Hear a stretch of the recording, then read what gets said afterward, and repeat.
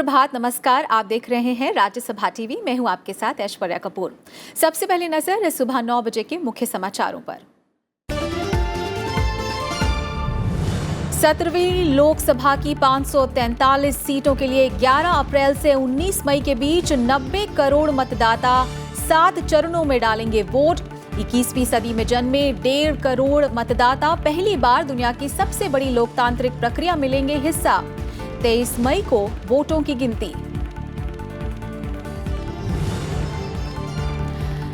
आम चुनाव के साथ ही 4 राज्यों में विधानसभा चुनाव के लिए भी डाले जाएंगे वोट। उड़ीसा में 11 अप्रैल से 29 अप्रैल के बीच 4 चरणों में मतदान। आंध्र प्रदेश, सिक्किम और अरुणाचल प्रदेश में 11 अप्रैल को एक ही चरण में वोटिंग।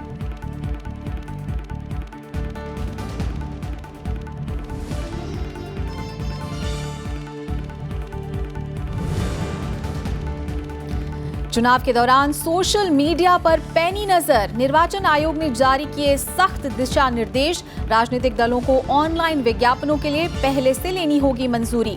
फेक न्यूज पर लगाम के लिए फैक्ट चेकर की तैनाती करेगी सोशल मीडिया कंपनियां।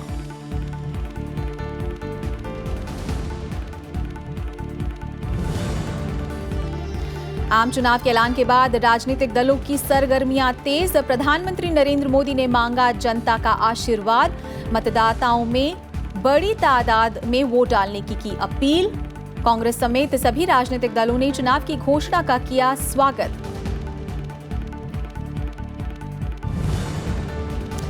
और इथियोपिया विमान हादसे में 4 भारतीय समेत 157 लोगों की मौत। विदेश मंत्री सुषमा स्वराज ने इथियोपिया में भारतीय उच्चायुक्त को पीड़ित परिवारों की मदद के लिए दिए निर्देश।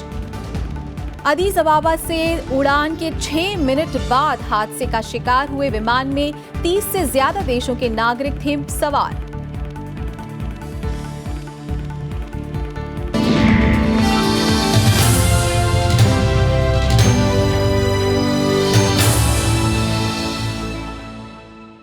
दुनिया के सबसे बड़े लोकतंत्र के लिए चुनाव तारीखों का ऐलान हो चुका है। 17वीं लोकसभा की 543 सीटों के लिए 11 अप्रैल से 19 मई के बीच 7 चरणों में वोट डाले जाएंगे और 23 मई को चुनावी नतीजों का ऐलान होगा। चुनाव की घोषणा के साथ ही देश में आदर्श आचार संहिता तत्काल प्रभाव से लागू हो गई है।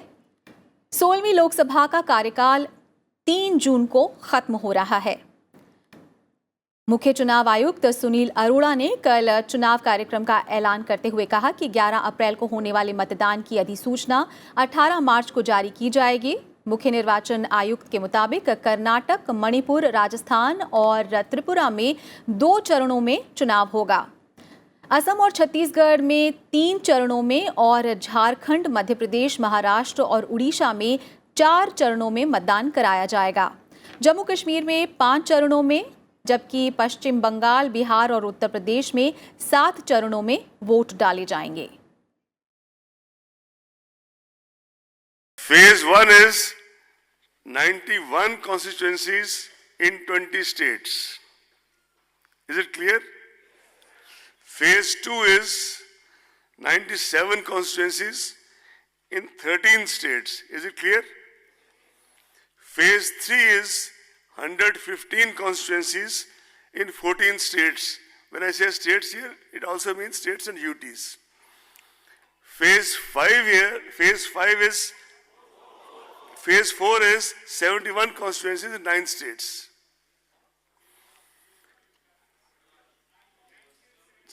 Now, 71 constituencies in 9 states.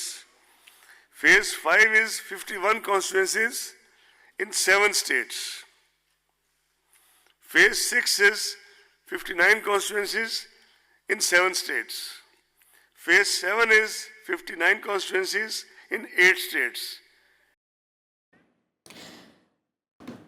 तो लोकसभा चुनाव की तारीखों का ऐलान हो चुका है और 7 चरणों में देश भर की लोकसभा सीटों पर वोट डाले जाएंगे।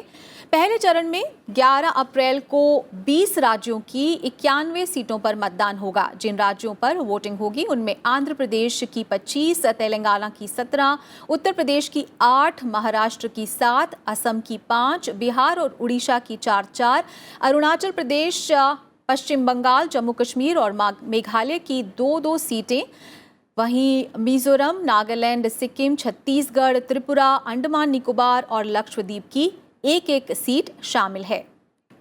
18 अप्रैल को दूसरे चरण में 97 सीटों पर मतदान होगा। दूसरे चरण में तमिलनाडु 39, कर्नाटक 14, महाराष्ट्र 10, उत्तर प्रदेश की 8, बिहार, असम और उड़ीसा की 5-5 सीटों पर, पश्चिम बंगाल और छत्तीसगढ़ की 3-3 सीटों पर, वहीं जम्मू कश्मीर की 2, जबकि मणिपुर, त्रिपुरा और पुदुचेरी की 1-1 सीट पर मतदान होगा।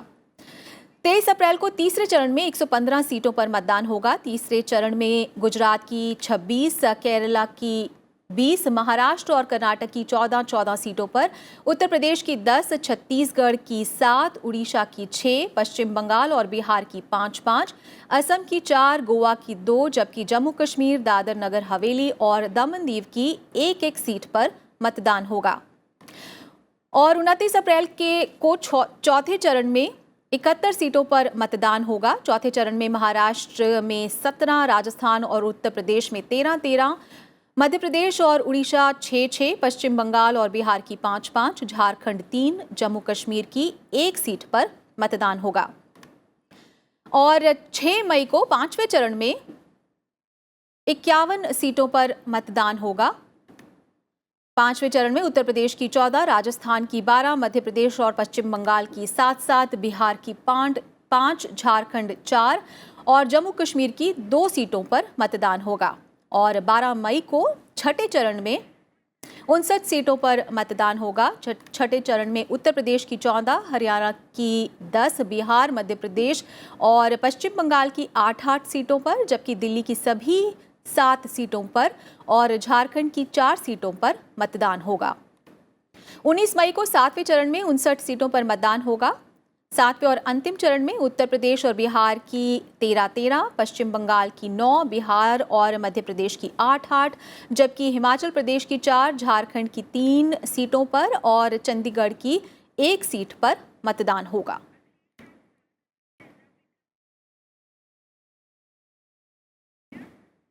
और अब बात करते हैं, हमारे संवाददाता अखिलेश सुमन इस वक्त कोलकाता में मौजूद हैं। साथ ही लखनऊ से हमारे संवाददाता नवविक्रम सिंह इस वक्त हमारे साथ जुड़े हैं। अखिलेश, पहले अगर आपसे शुरू करें तो आप कोलकाता में हैं और पश्चिम बंगाल में 7 चरणों में वोट डाले जाने हैं, तो तारीखों के ऐलान के बाद किस तरह की गर्मियाँ हैं वहाँ?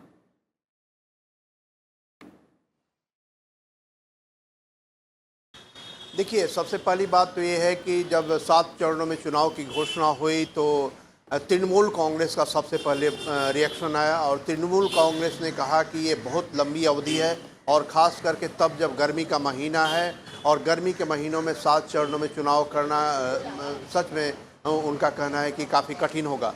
दूसरा उनका तर्क ये है कि रमज़ान का महीना भी है और रमज़ान के महीने में भी पश्चिम बंगाल में बड़ी संख्या में मुस्लिम जनसंख्या है और इसके लिए काफ़ी बड़ा एक कहे कि कठिनाई का समय होगा।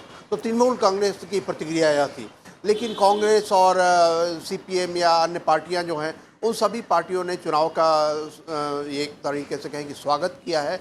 और चुनाव के पहले से ही जिस तरीके से आप जान रहे हैं कि पश्चिम बंगाल में सरगर्मियाँ काफ़ी तेज़ हैं। पश्चिम बंगाल में ममता बनर्जी की पार्टी ने ममता बनर्जी को प्रधानमंत्री के रूप में पेश किया था। उसके बाद ममता बनर्जी लग गई फेडरल फ्रंट बनाने में पूरे देश के कई क्षेत्रीय पार्टियों के साथ मिलके। लेकिन बाद में जब चिट फंड के मामले में छापा पड़ा तो चिट फंड के मामले में छापा पड़ने के बाद उन्होंने फेडरल फंड से बाहर भी अन्य दलों से बातचीत की और उनका समर्थन लेने की कोशिश की। तो इस बार पश्चिम बंगाल में चुनाव की घोषणा के बाद काफ़ी कहें कि उत्साह का माहौल है और एक तरीके से कहें कि हर लोग अपना फिंगर क्रॉस्ड करके देख रहे हैं कि किस तरीके से अगले 1 महीने में स्थितियां बनती हैं। क्योंकि जिस तरीके से था अभी पिछले चुनाव की बात करें तो अधिकांश सीटों पे 34 सीटों पे ममता बनर्जी यानी तृणमूल कांग्रेस का कब्जा है, 2-2 सीटों पे बीजेपी और सीपीएम का कब्जा है और 4 सीट कांग्रेस है। अब इन सभी दलों को उम्मीद है कि अपने अपने सीट में बढ़ोतरी करें। खास करके सीपीएम जो एक बिल्कुल हाशिए में पड़ गई, लंबे समय तक पश्चिम बंगाल में सरकार में रहने के बाद भी 2 सीटों पे भाई उसको बड़ी आशा है और एक कहें कि साइलेंटली वो मूव कर रहे हैं। बीजेपी को भी आशा है कि कम से कम 2 अंकों से ऊपर का उनका होना चाहिए, क्योंकि जिस तरीके से पिछले दिनों कई मामलों पे पश्चिम बंगाल में आरोप लगे ममता बनर्जी के खिलाफ, उसके अलावा बीजेपी ने भी कई मामले उठाए। इसके बाद बीजेपी को आशा है कि उसके सीटें भी बढ़ेंगी और कांग्रेस निश्चित तौर पे एक गठबंधन बनाने की कोशिश में है। अब वो गठबंधन सीपीएम के साथ बनता ज़्यादा नजर आएगा, तृणमूल कांग्रेस के साथ शायद नहीं बन पाएगा। और तृणमूल को आशा है कि और ज़्यादा सीटें बढ़ाए ताकि वे निर्णायक हो सके केंद्र सरकार में सरकार बनाने के लिए। तो बहुत ही रोचक स्थिति है पश्चिम बंगाल में, आपको बताऊं ऐश्वर्या जी। आप बने रहिए हमारे साथ अखिलेश। इस वक्त चलते हैं नवविक्रम सिंह के पास जो इस वक्त लखनऊ में मौजूद हैं। नवविक्रम, सबसे बड़ा राज्य उत्तर प्रदेश जहां से केंद्र की सत्ता का रास्ता गुजरता है, और तारीखों के ऐलान के बाद वहां क्या सरगर्मियां हैं?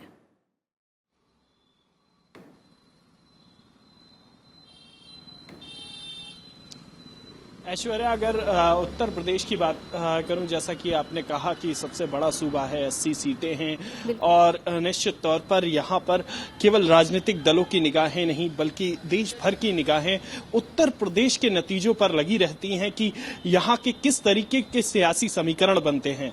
इस बार तो मुकाबला बेहद दिलचस्प होने की उम्मीद है, क्योंकि जो सपा बसपा के साथ आरएलडी का गठबंधन और पिछली बार सब अपना बेहद बेहतर प्रदर्शन कर चुकी भारतीय जनता पार्टी, जिसने यहां पर करीब 71 सीटें जीती थी, ऐसे में मुकाबला दिलचस्प होने की उम्मीद है। साथ ही चुनाव की आहट के साथ ही जो यहां के राजनीतिक दल हैं उन्होंने अपनी तैयारियां तेज कर दी हैं। भारतीय जनता पार्टी की बात करें तो उन्होंने अपने जो रणनीति है जिसके तहत हर एक जिले में प्रभारी नियुक्त करना, इसके अलावा समाजवादी पार्टी और जो गठबंधन है उसकी भी जो रणनीति है वो लगातार बनाई जा रही है। तो प्रचार यहां पर जमकर होने की उम्मीद है। 7 चरणों में चुनाव है, तो जाहिर है कि राजनीतिक दलों को ज्यादा वक्त मिलेगा प्रचार करने के लिए। बिल्कुल जी ऐश्वर्या, बहुत बहुत धन्यवाद आप दोनों का इस वक्त हमारे साथ जुड़ने के लिए, बहुत बहुत धन्यवाद।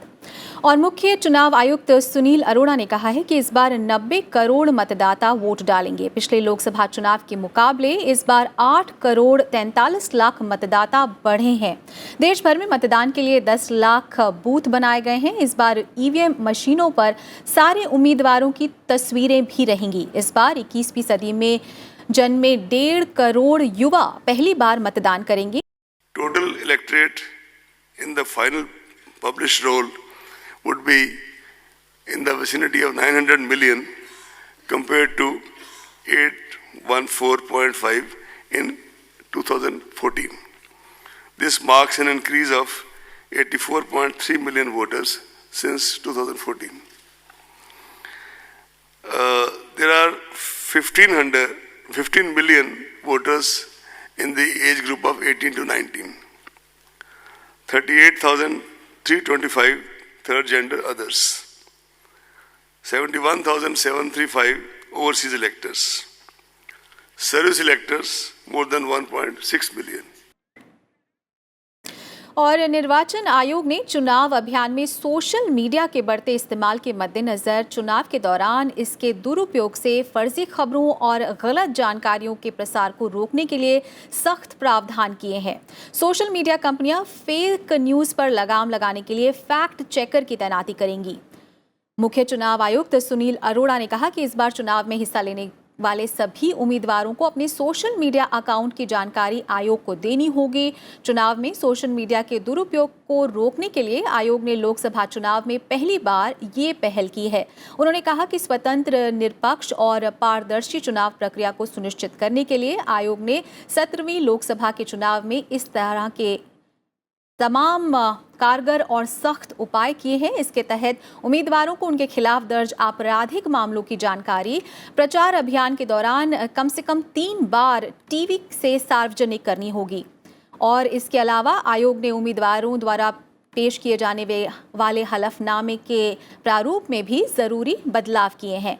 आयोग ने लोकसभा चुनाव की सक्षम निगरानी के लिए आयोग ने 3 विशेष पर्यवेक्षक नियुक्त करने का फैसला भी किया है। मुख्य निर्वाचन आयुक्त ने चुनाव प्रक्रिया के दौरान मीडिया से भी सकारात्मक रिपोर्टिंग करने की अपील की है। Commission has always considered engagement, considered media as an important ally and a rather potent force multiplier in ensuring an effective and efficient election management. Hence, the Commission has directed all CEOs of the poll-going states to have positive and progressive engagement and interaction with the media.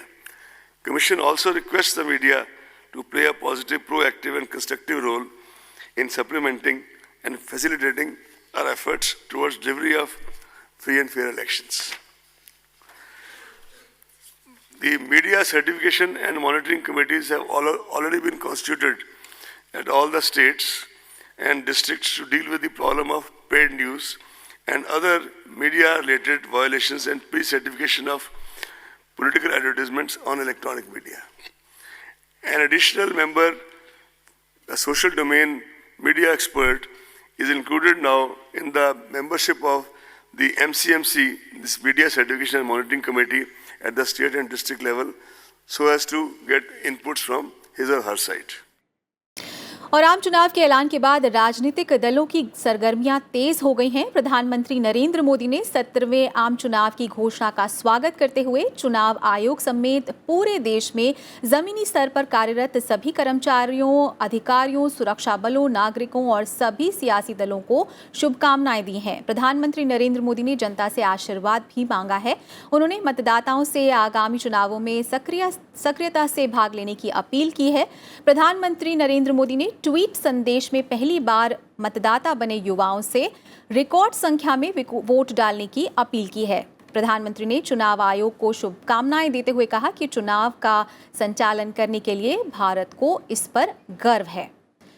BJP अध्यक्ष अमित शाह ने 17वीं लोकसभा के चुनावों की घोषणा का स्वागत किया है। उन्होंने ट्वीट करके भारत के लोगों से रिकॉर्ड संख्या में मतदान करने का आह्वान किया है। कांग्रेस समेत सभी राजनीतिक दलों ने चुनाव की घोषणा का स्वागत किया है। कांग्रेस ने अपने ऑफिशियल ट्विटर अकाउंट से एक कविता भी ट्वीट की है। चुनाव तारीखों के ऐलान के बाद बीजेपी और कांग्रेस ने कुछ इस तरह की प्रतिक्रिया दी है। चुनाव आयोग का अभिनंदन करते हैं, सारे चुनाव कर्मियों का। हमें पूरा विश्वास है कि नरेंद्र मोदी की अगुवाई में जो देश दुनिया की बड़ी ताकत बन के उभरा है, सबसे बड़ी इकोनॉमी में एक आ गया है, छठी बड़ी इकोनॉमी हो गया है, और गरीबों से लेकर, किसान से लेकर, मजदूर से लेकर और देश के उद्योगपति से लेकर, मिडिल क्लास से लेकर और कॉर्पोरेट इंडिया, इंफ्रास्ट्रक्चर, हमने सबों के लिए जो सर्वव्यापी सर्वस्पर्शी काम किया है, जनता का आशीर्वाद मिले। The opposition are united and we are very much confident that we will defeat this Modi government. This government has failed to deliver its all promises. और चुनाव आयोग ने लोकसभा चुनाव की तारीखों के साथ 4 राज्यों में विधानसभा के चुनाव कराने की घोषणा की है। आयोग ने लोकसभा चुनाव के साथ ही उड़ीसा, आंध्र प्रदेश, सिक्किम और अरुणाचल प्रदेश में चुनाव कराने का फैसला किया है। आयोग की ओर से जारी कार्यक्रम के अनुसार उड़ीसा में 11 अप्रैल से 29 अप्रैल के बीच 4 चरणों में लोकसभा के साथ ही विधानसभा के चुनाव भी कराए जाएंगे। उड़ीसा में 11, 18, 23 और 29 अप्रैल को वोट डाले जाएंगे। उड़ीसा की 147 विधानसभा सीटों के लिए चुनावों में मुख्य मुकाबला सत्तारूढ़ बीजू जनता दल बीजेपी और कांग्रेस के बीच होने की उम्मीद है। वहीं आंध्र प्रदेश में भी 175 विधानसभा सीटों पर लोकसभा चुनाव के साथ ही पहले चरण में 11 अप्रैल को मतदान किया जाएगा। आंध्र प्रदेश के विधानसभा चुनाव में टीडीपी और वाईएसआर कांग्रेस के बीच कड़ी टक्कर की उम्मीद है। सिक्किम में भी 11 अप्रैल को ही लोकसभा चुनाव के साथ विधानसभा चुनाव की भी वोटिंग होगी। सिक्किम की 32 विधानसभा सीटों के लिए 11 अप्रैल को लोकसभा की एक सीट के साथ ही वोट पड़ेंगे। इस वक्त राज्य में मुख्यमंत्री पवन कुमार चामलिंग की अगुवाई में सत्तारूढ़ सिक्किम डेमोक्रेटिक फ्रंट एक बार फिर राज्य में वापसी की कोशिशों में लगी है। राज्य के सीएम पवन कुमार चामलिंग 5 बार यहां के मुख्यमंत्री रह चुके हैं और 6ठी बार मैदान में उतरने वाले हैं। इसी तरह से अरुणाचल प्रदेश की 60 विधानसभा सीटों पर 11 अप्रैल को चुनाव होंगे। The Commission has also taken into account the fact that the tenure of legislative assemblies of states of Andhra Pradesh, Arunachal, Odisha and Sikkim will expire on 18th June, 1st June, 11th June and 27th May. I repeat, Andhra 18th June, Arunachal 1st June, Odisha 11th June, Sikkim 27th May. After taking into account all these relevant factors, the Commission has decided to hold elections for these legislative assemblies for these 4 states simultaneously with the general elections to the 17th Lok Sabha.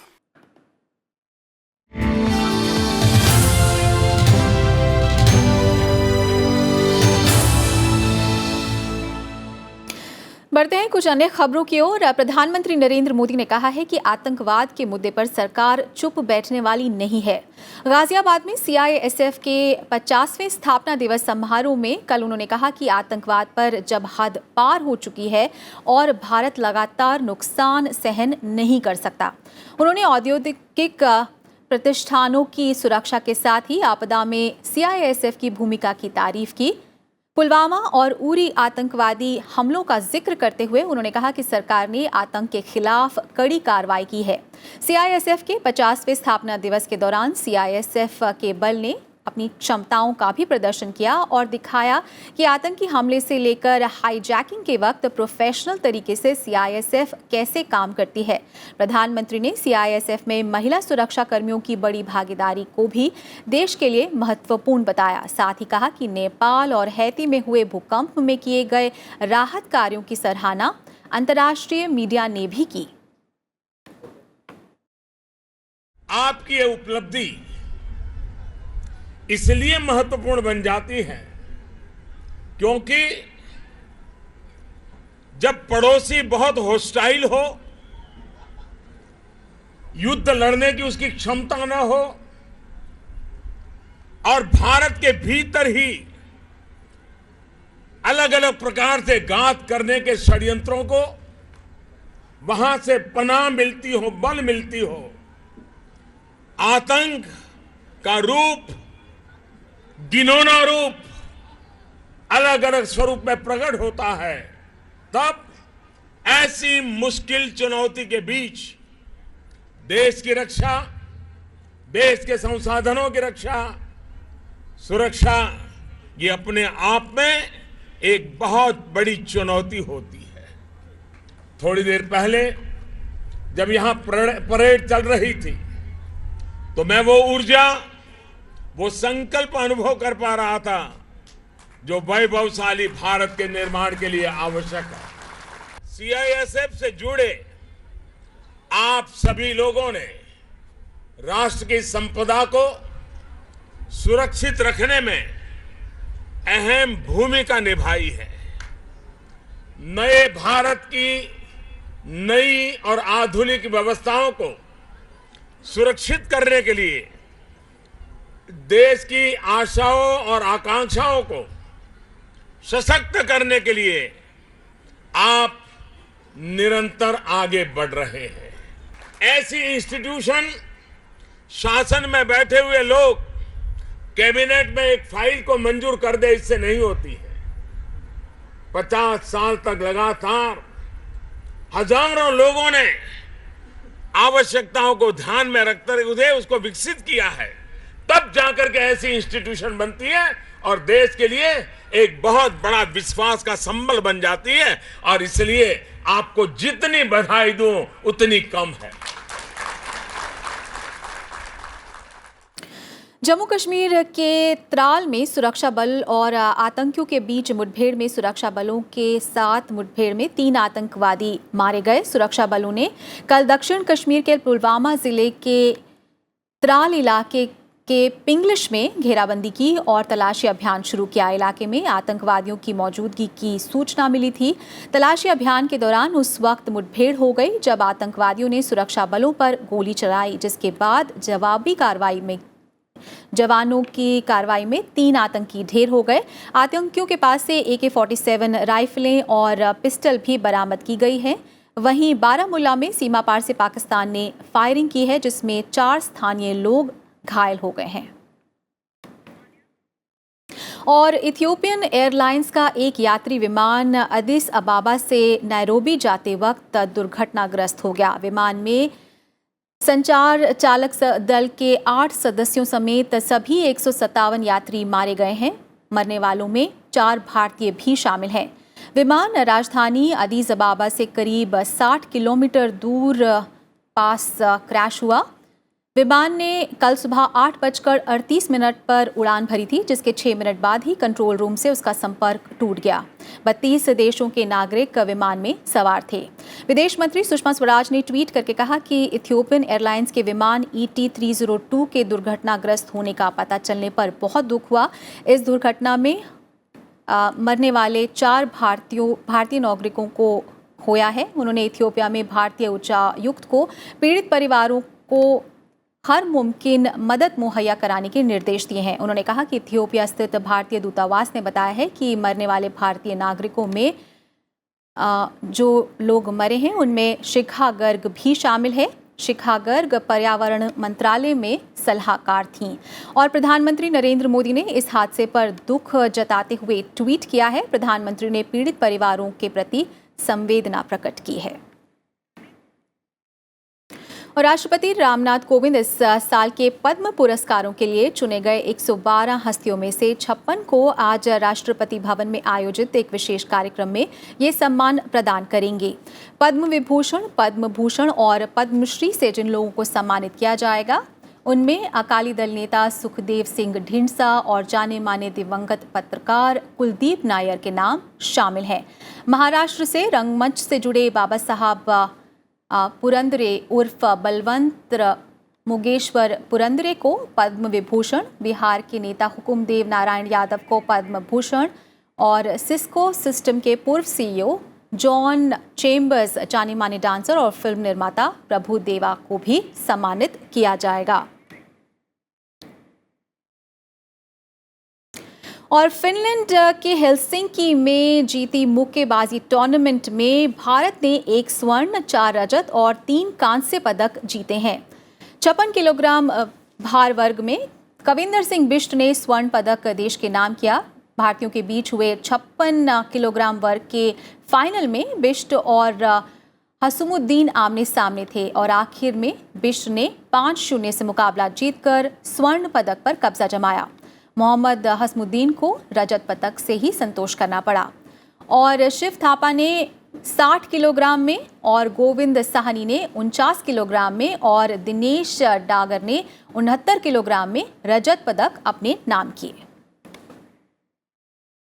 और Australia ने team India को चौथे one day match में 4 wicket से हरा दिया। Team India से मिले 359 रनों का लक्ष्य का पीछा करने उतरी टीम ऑस्ट्रेलिया ने 47.5 ओवरों में ही जीत हासिल कर ली। टीम इंडिया ने इससे पहले शिखर धवन के 143 और रोहित शर्मा के 95 की पारियों की बदौलत 9 विकेट पर 358 रनों का बड़ा स्कोर खड़ा किया। जवाब में एस्टन टर्नर ने नाबाद 84 रनों की तूफानी पारी खेलते हुए ऑस्ट्रेलिया को जीत दिलाई और सीरीज 2-2 से बराबर कर ली। और इसी के साथ सुबह 9 बजे में बस इतना ही। आगे देखिए सारा जहां। नमस्कार।